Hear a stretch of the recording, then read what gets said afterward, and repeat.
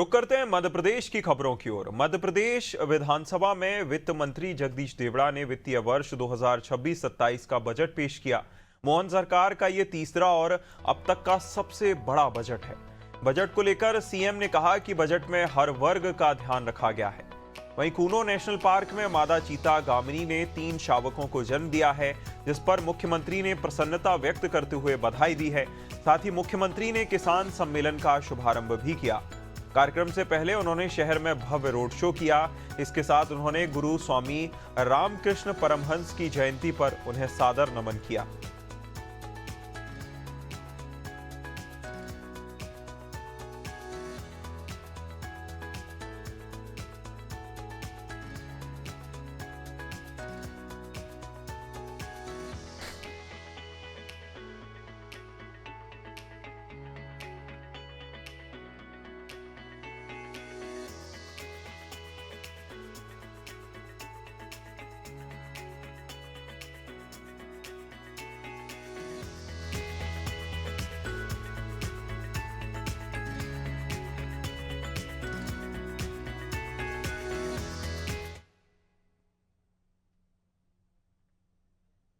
मध्य प्रदेश विधानसभा में वित्त मंत्री जगदीश देवड़ा ने वित्तीय वर्ष 2026-27 का बजट पेश किया।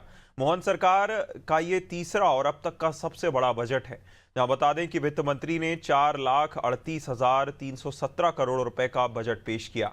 इस दौरान वित्त मंत्री ने कहा कि ये पीएम के सपनों को साकार करने वाला बजट है। बजट में प्रदेश के 11,277 गांवों को बड़ी सौगात दी गई है। वहीं बजट में इस बार और क्या कुछ खास है, देखिए इस रिपोर्ट में।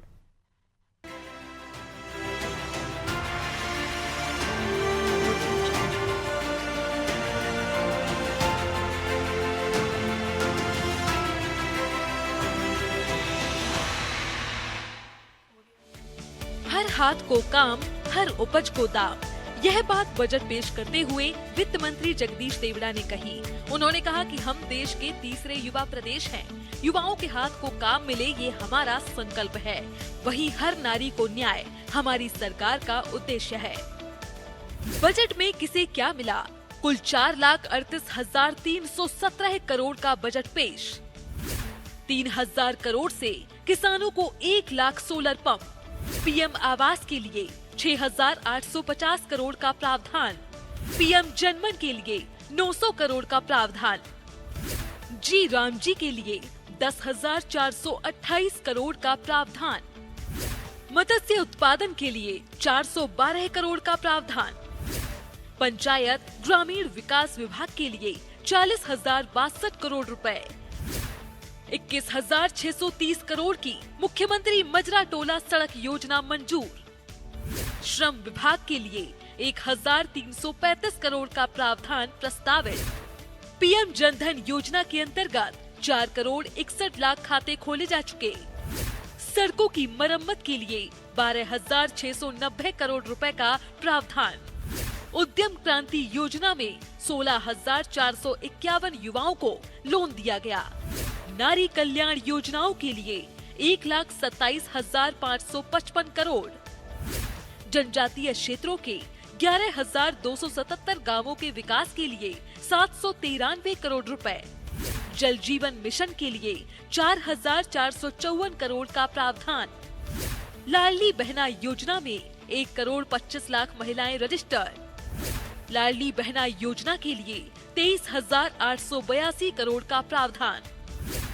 7,95,000 स्टूडेंट्स को आर्थिक सहायता।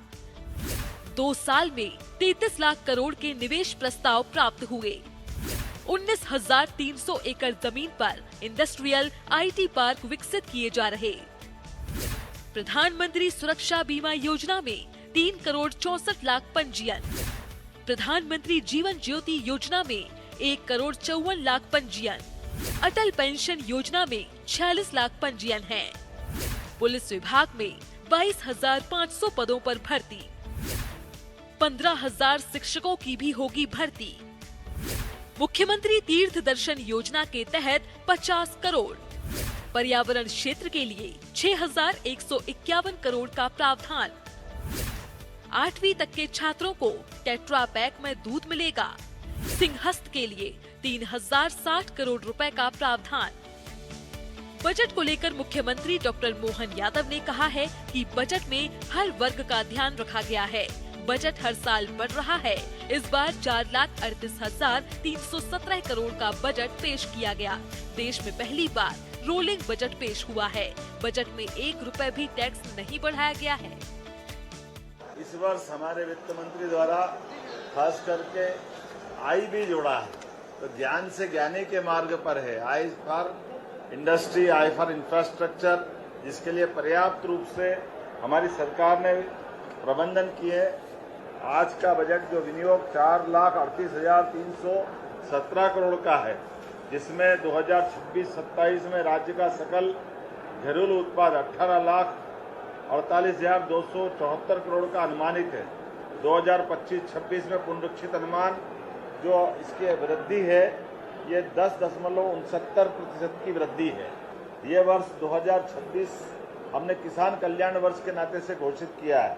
इस नाते से उत्पादन और उत्पादकता के लिए 28,158 करोड़ रुपया, आदान व्यवस्था हेतु 64,995 करोड़ रुपया, उपज के बेहतर मूल्य दिलाने के लिए 8,091 करोड़ रुपया, सुरक्षा चक्र विभिन्न प्रकार के फसल के बीमों के लिए 13,769 करोड़, कुल जमा इस किसान कल्याण वर्ष में कृषि वर्ष के लिए अन्य वित्तीय संसाधन सहित 1,15,013 करोड़ रुपए की धनराशि का प्रबंधन किया है। समृद्ध मध्य प्रदेश, संपन्न मध्य प्रदेश, सुखद मध्य प्रदेश और सांस्कृतिक मध्य प्रदेश। बगैर संस्कृति के हमारा राज्य अधूरा है और सुखद संपन्न से हमारे राज्य के अंदर गरीबी से लड़ने का, युवाओं को हौसला दिलाने का और इसी आधार पर समृद्धि का मार्ग धारण करने का संकल्प हमारा है। जब हमारे छोटे छोटे गांवों तक सड़क पहुंची है, अब आगे बढ़कर के मजरे टोले तक भी हम सड़क ले जाने वाले हैं। इसके लिए 21,630 करोड़ रुपए की धनराशि का प्रबंध रखा है और इसी आधार पर 2026-27 के लिए 800 करोड़ रुपए का हमने इसमें प्रावधान किया है।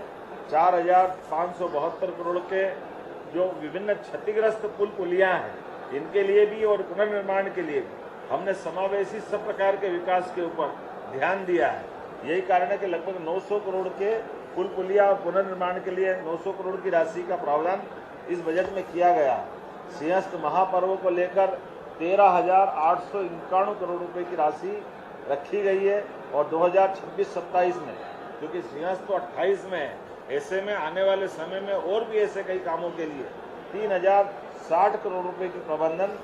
अकेली लाडली बहना योजना के लिए हमने अपने बजट में 23,883 लगभग 24,000 करोड़ का बजट लाडली बहना के लिए ही रखा है, क्योंकि हमने विकास के लिए पर्याप्त ध्यान दिया है।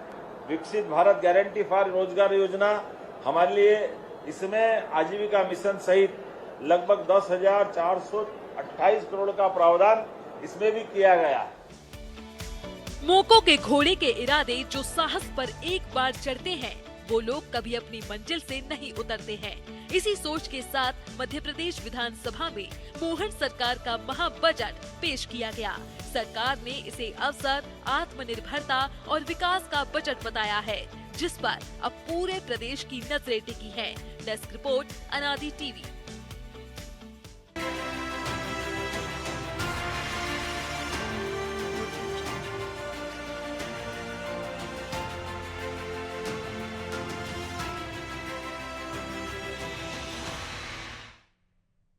ग्वालियर पहुंचे मुख्यमंत्री डॉक्टर मोहन यादव ने किसान सम्मेलन का शुभारंभ किया। कार्यक्रम से पहले उन्होंने शहर में भव्य रोड शो किया, जिसमें बड़ी संख्या में कार्यकर्ताओं और आम नागरिकों ने हिस्सा लिया। जगह जगह पुष्प वर्षा कर उनका स्वागत किया गया। किसान सम्मेलन को संबोधित करते हुए मुख्यमंत्री ने कहा कि राज्य सरकार किसानों की आय बढ़ाने और कृषि को लाभकारी बनाने के लिए प्रतिबद्ध है।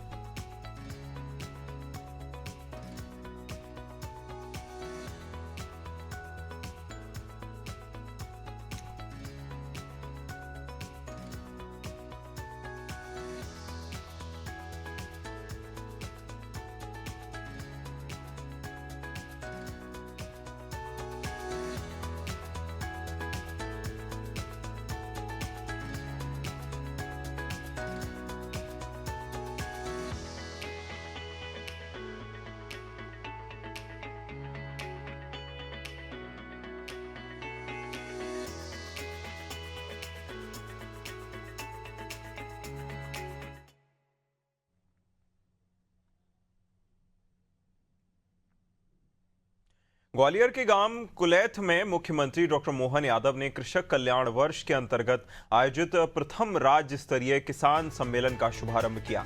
इस अवसर पर उन्होंने 87 करोड़ रुपए से अधिक लागत के 41 विकास कार्यों का भूमि पूजन और लोकार्पण किया तथा प्रगतिशील किसानों को हितलाभ वितरित किए। मुख्यमंत्री ने उन्नत कृषि तकनीक पर आधारित प्रदर्शनी का अवलोकन कर आधुनिक खेती के नवाचारों की सराहना की। उन्होंने कन्हैया लोकगीत मंडलियों के गीतों का आनंद लेते हुए कहा कि भगवान श्री कृष्ण का जीवन सभी को प्रेरित करता है। किसान कल्याण वर्ष के तहत सरकार किसानों की आय बढ़ाने और कृषि को लाभकारी बनाने के लिए संकल्पित है। सीएम ने कहा कि महेश्वरा पत्थर खदान को चालू करने में पूरी ताकत लगाऊंगा।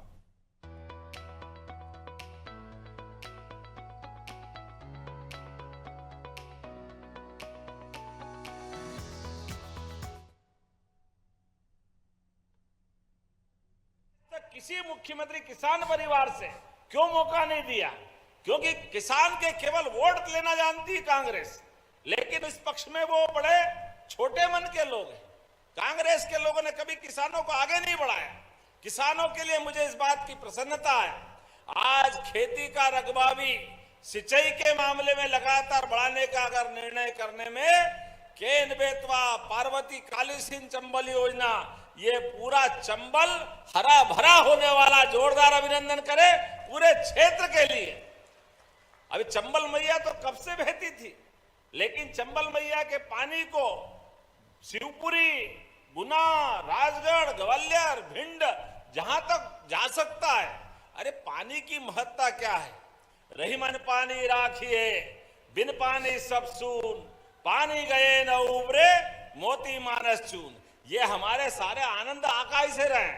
जमुना जी के अंदर आज जमुना जी के आशीर्वाद हमको अगर मिलता है तो जमुना जी की बहुत बड़ी ताकत आगरा के पास ही चंबल मैया तो उनको अपना अर्घ समर्पित करती है। ये चंबल की ताकत गंगा जी की धारा को जमुना जी के माध्यम से मजबूत करती है। हजारों साल से बहती हुई ये नदी हम सबको आशीर्वाद देती है। मुख्यमंत्री डॉक्टर मोहन यादव की अध्यक्षता में मंत्रालय में कैबिनेट बैठक हुई, जहां बैठक में आदिम जाति कल्याण विभाग एवं स्कूल शिक्षा विभाग की प्रमुख योजनाओं को अगले 5 वर्षों यानी 2030-31 तक निरंतर संचालित रखने का निर्णय लिया गया है।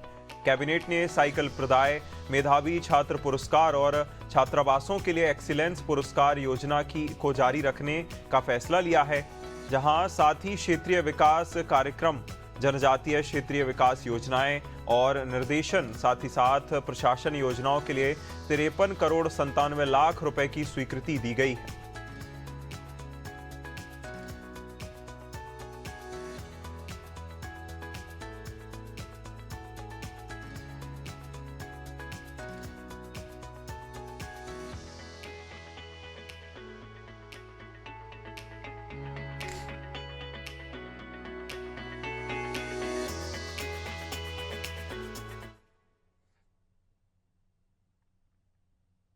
कूनो नेशनल पार्क में मादा चीता गामिनी ने 3 शावकों को जन्म दिया है, जिस पर मुख्यमंत्री डॉक्टर मोहन यादव ने प्रसन्नता व्यक्त करते हुए बधाई दी है। बता दें कि दक्षिण अफ्रीका से लाई गई गामिनी के शावकों के जन्म को उन्होंने पर्यावरण संतुलन और वन्यजीव संरक्षण की दिशा में महत्वपूर्ण उपलब्धि बताया। कूनो में चीतों के पुनर्स्थापन के 3 वर्ष पूर्ण होने के साथ ही अब भारत में चीतों की कुल संख्या बढ़कर 38 हो गई है। मुख्यमंत्री ने कहा कि मध्य प्रदेश देश में चीतों के सफल पुनर्वास का सशक्त केंद्र बनकर उभरा है और ये वन्यजीव संरक्षण के क्षेत्र में ऐतिहासिक कदम है।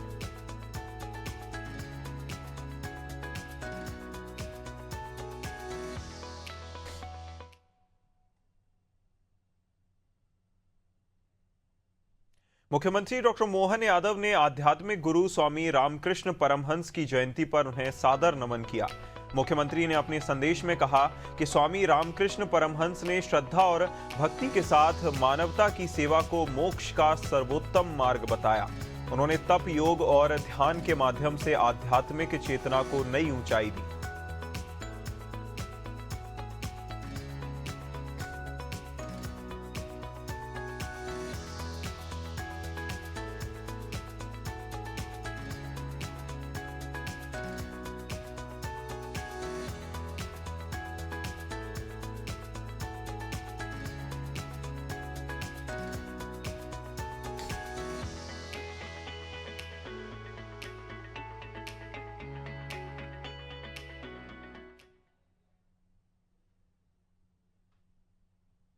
खबरों में फिलहाल इतना ही। आप देखते रहिए अनादि टीवी। नमस्कार।